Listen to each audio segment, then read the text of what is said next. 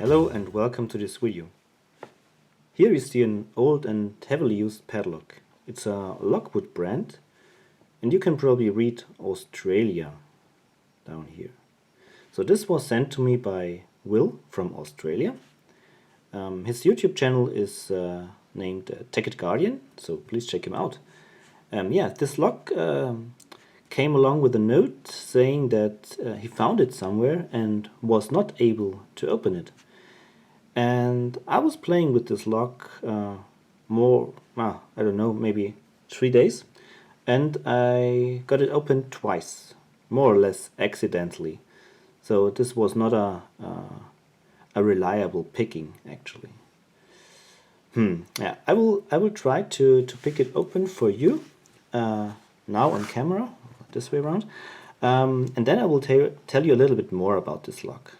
So I use tension from the opposite side of the pins, like so, and I use a Peterson shallow hook. So heavy tension, and just go in and see for the binding pins and help them going up little by little. No need to force them all the way at a time.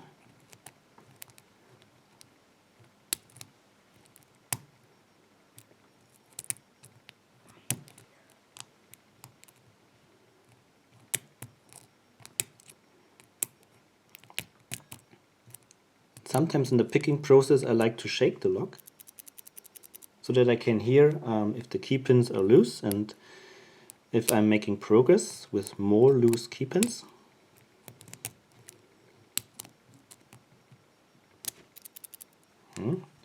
Getting more.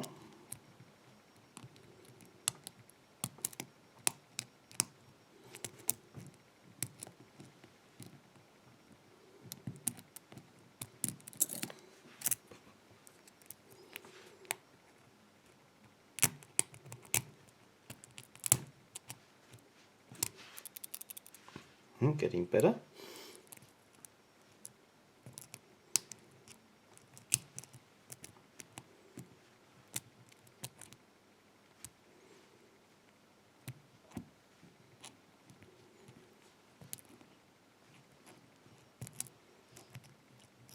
And it's open. So let me zoom out.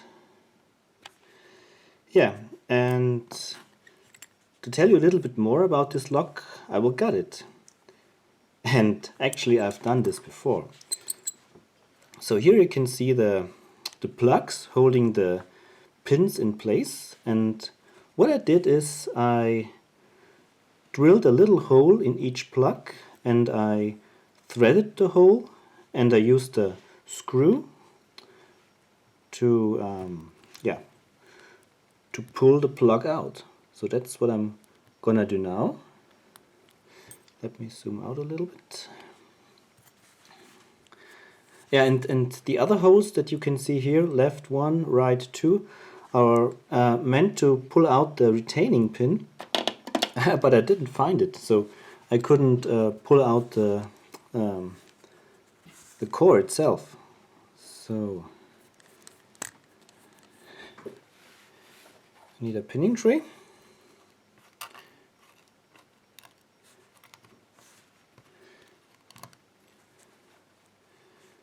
And let's start with 5.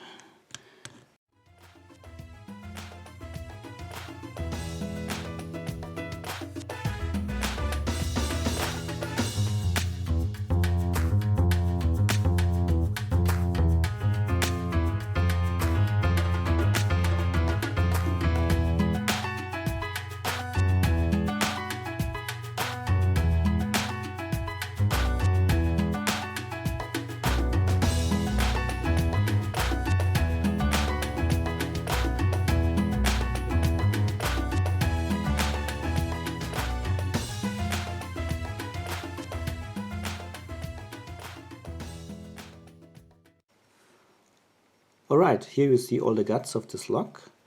On the right hand side you see the the plugs that I pulled out. And I have to say thank you very much to Carlos, who actually had this idea of disassembling a lock in this way.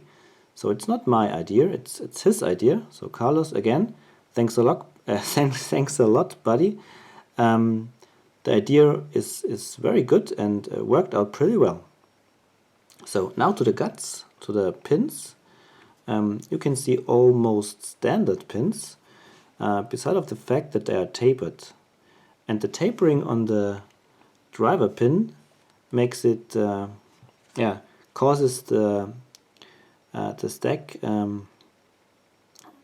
to be picked more than once until it clears the shear line.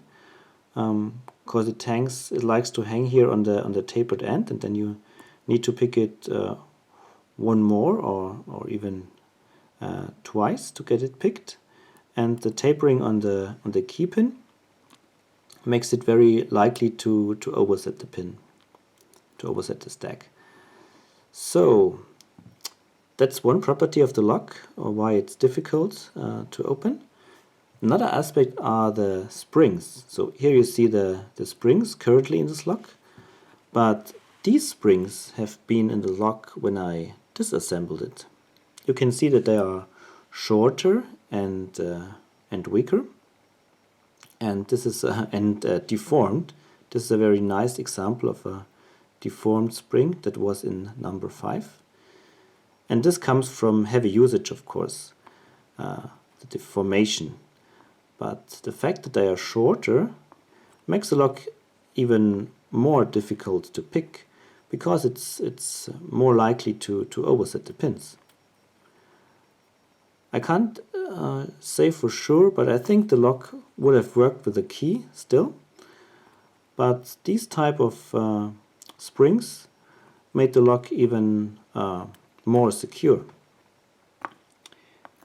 Yeah, so basically that's it with the Lockwood from Will. I have one more interesting fact. So when I close it again, of course it opens this way, but it also opens counterclockwise, like that.